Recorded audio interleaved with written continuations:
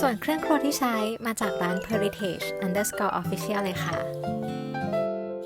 ฝากกดไลค์ กดแชร์ กด subscribe เพื่อจะได้ไม่พลาดคลิปวิดีโอใหม่ๆนะคะ